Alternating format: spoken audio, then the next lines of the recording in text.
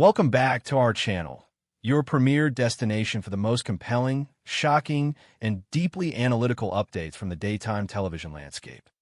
Today, we are diving into an unprecedented storyline that will forever alter the fabric of Los Angeles fashion and shatter two legacy families beyond repair.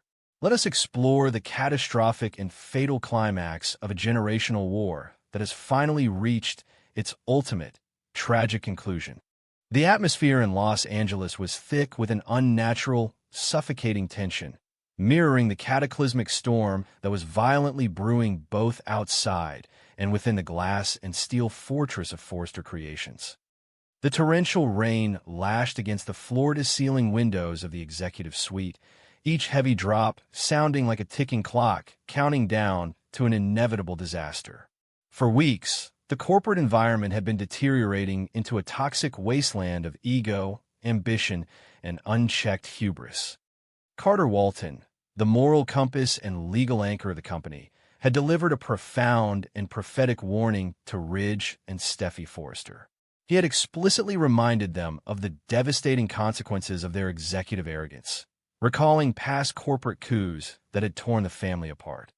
Ridge Forrester had slowly begun to realize that he had created an uncontrollable monster in his daughter's executive persona, a tyrant who wielded her power not with grace, but with a vindictive cruelty designed to break the spirit of her lifelong rival. Yet, even Ridge, in his darkest fears, could never have predicted the literal manifestation of that monstrosity, nor the irreversible bloodshed it would ultimately provoke on this fateful, stormy night. Hope Logan Spencer arrived at the Forrester Creations executive office expecting another grueling battle in the ongoing war for her professional survival. She had been pushed to her absolute breaking point. Steffy had repeatedly and maliciously paused the hope for the future line, prioritizing Eric Forrester's couture not out of business necessity, but as a calculated psychological weapon to diminish Hope's legacy. Hope had spent her entire life playing the role of the golden child, the angelic peacemaker who turned the other cheek while the Forrester family dictated her worth. But the woman who stepped into the dimly lit CEO office that night was no longer the passive victim of Steffy's relentless bullying. Hope had been fundamentally radicalized by the constant disrespect. She was actively contemplating a massive defection to the rival Logan brand, armed with a strategic solution orchestrated by Liam Spencer. She had even pushed her mother, Brooke Logan, to launch a ruthless hostile takeover for Steffy's co-CEO seat. Hope was ready for corporate warfare, but she was entirely unprepared for the terrifying, unhinged reality that awaited her in the shadows of the executive suite. As Hope crossed the threshold into the office, the heavy oak door slammed shut behind her, propelled by a force that felt almost supernatural. The sharp, definitive click of the deadbolt echoing through the cavernous room sent an immediate, icy chill down Hope's spine. Steffy Forrester Finnegan stood silhouetted against the storm-battered window, her figure illuminated by jagged flashes of lightning that ripped across the Los Angeles sky. The air in the room was dense, claustrophobic, and charged with a lethal electricity. Steffy did not look like a co-CEO.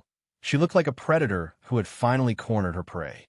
The executive hubris that Carter had warned about had metastasized into a full-blown, terrifying megalomania. Steffy slowly turned to face Hope, her eyes devoid of the usual competitive fire, replaced instead by a cold, hollow madness that defied reason.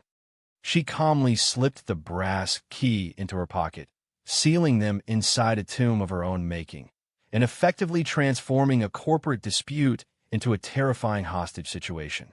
The silence that stretched between them was heavier than the thunder rattling the glass panes.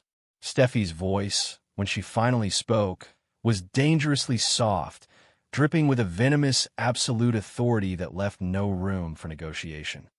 She delivered a chilling ultimatum that stripped away any pretense of a professional rivalry. Steffy demanded that Hope make her final, irreversible choice right then and there.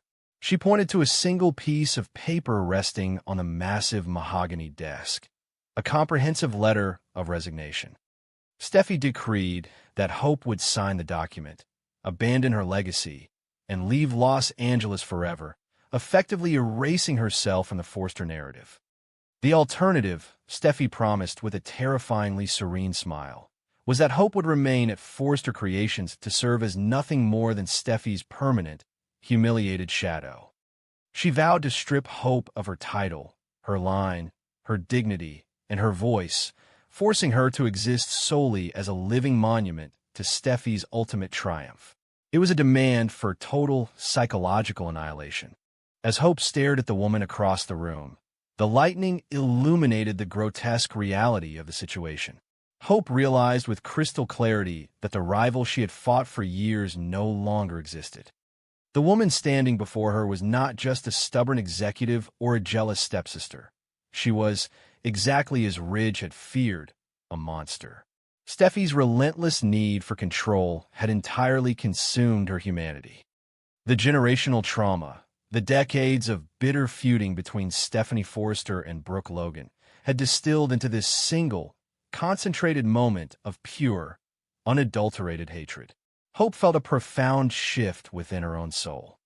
The years of forced grace, the endless apologies, the constant striving for a moral high ground that only left her battered and bruised, all of it evaporated in the suffocating heat of Steffy's madness. Hope realized that you cannot negotiate with a monster. You can only fight for your survival. The transition from psychological warfare to physical confrontation was instantaneous and explosive. Refusing to be intimidated, refusing to be erased, Hope stepped forward, her own eyes blazing with a newfound, terrifying resolve. She did not reach for the pen. Instead, driven by a lifetime of repressed rage and the sheer instinct to break free from Steffy's suffocating grip, Hope raised her hand and delivered a vicious, resounding slap across Steffy's face. The sharp crack of flesh against flesh echoed through the locked office, louder than the thunder outside. It was a monumental, historic strike, a Logan physically striking down the arrogance of a Forrester in the very seat of their power.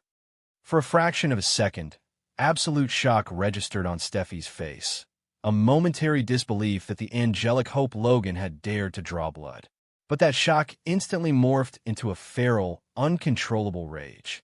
Steffy lunged forward, shedding every ounce of her couture elegance, transforming into a creature of pure, violent instinct.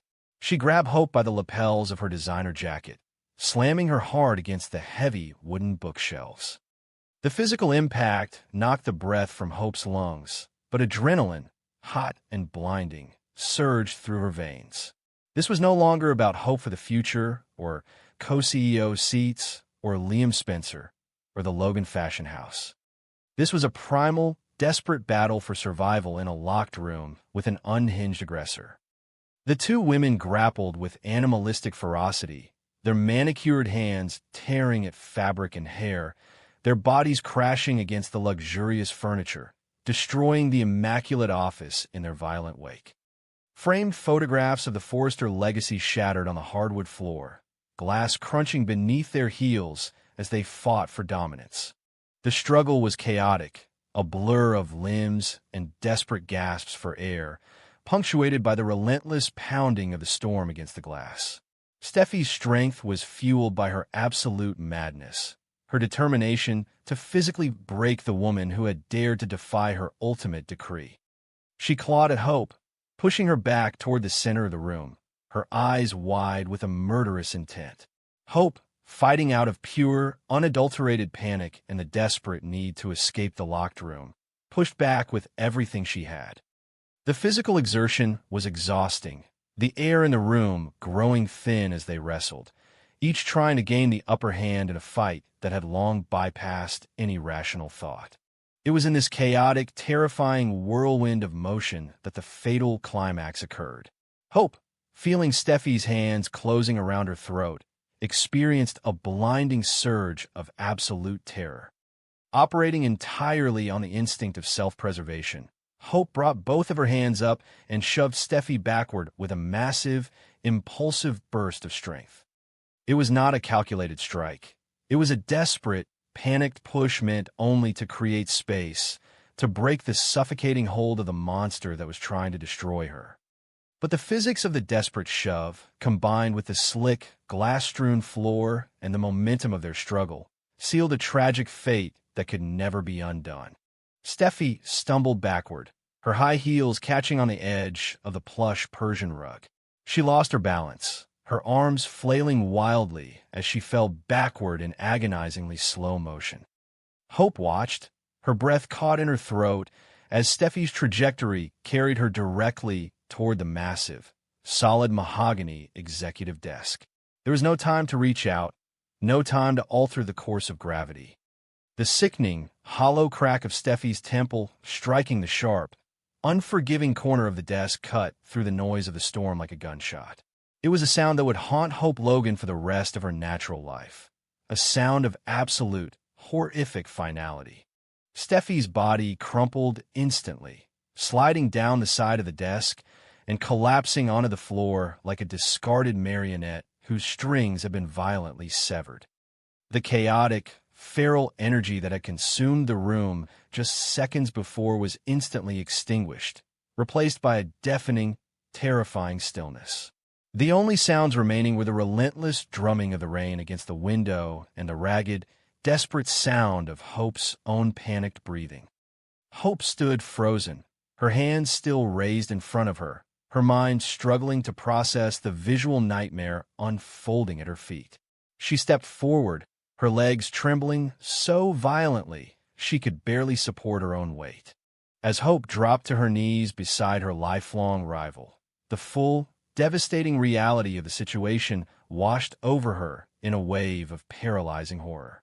A dark, crimson pool of blood was already beginning to spread rapidly across the pristine carpet, haloing Steffy's motionless head. Hope's hands, shaking uncontrollably, hovered over Steffy's body. She desperately pressed her trembling fingers against Steffy's neck, praying to a god she suddenly felt disconnected from to find the faint flutter of a pulse. But there was nothing. The vibrant, stubborn, fiercely ambitious Steffy Forster Finnegan, the mother, the CEO, the warrior, the monster, was gone. The life had been violently and permanently extinguished from her body. The psychological break within Hope was instantaneous and profound.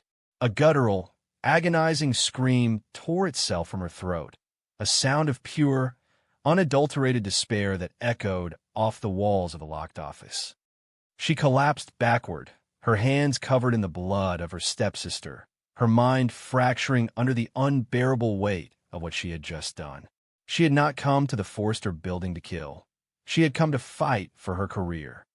But in her desperate bid for survival, she had crossed a line from which there could be no return. The generational war between the Logans and the Forresters had not ended in a boardroom negotiation or a fashion runway triumph. It had ended in a brutal, bloody homicide on the floor of the CEO office. The aftermath was a surreal, nightmarish blur. The locked door eventually had to be breached by Forrester security, who had heard the muffled screams through the heavy oak. The scene they discovered would forever be burned into the lore of the company. The flashing red and blue lights of the Los Angeles Police Department soon cut through the darkness of the storm, reflecting off the iconic Forster Creations logo on the front of the building. The authorities swarmed the executive suite, securing the crime scene, their radios crackling with the clinical, detached language of death and investigation. Hope Logan Spencer, the beloved golden child, the beacon of morality and the face of hope for the future, was gently but firmly pulled to her feet by the arresting officers. The cold, heavy metal of the handcuffs clicking around her wrists felt like the ceiling of a tomb. Her eyes were vacant, staring unblinkingly at the bloodstain on the carpet as she was read her Miranda rights. The contrast was deeply jarring. The beautiful, angelic fashion icon being led out of the building in chains, her designer clothing stained with the ultimate sin. She did not resist. She did not speak. The Hope Logan that the world knew had died in that room, right alongside Steffy Forster. The ripple effects of this catastrophic night would obliterate everything in its path. Ridge Forster would be shattered beyond comprehension, losing his beloved daughter to a violent death and watching his wife's daughter being hauled away for her murder. Brooke Logan would face the ultimate, agonizing nightmare of seeing her child imprisoned, knowing that her own push for a hostile takeover had contributed to the escalating tension. Liam Spencer's strategic plans for the Logan brand would turn to ash in the face of this unspeakable tragedy. Carter Walton's prophetic warnings had been fulfilled in the most gruesome, heartbreaking manner imaginable. The legacy of Forrester Creations was now permanently stained with blood, a chilling testament to the deadly cost of unchecked ambition, toxic rivalry, and the monstrous nature of a generation.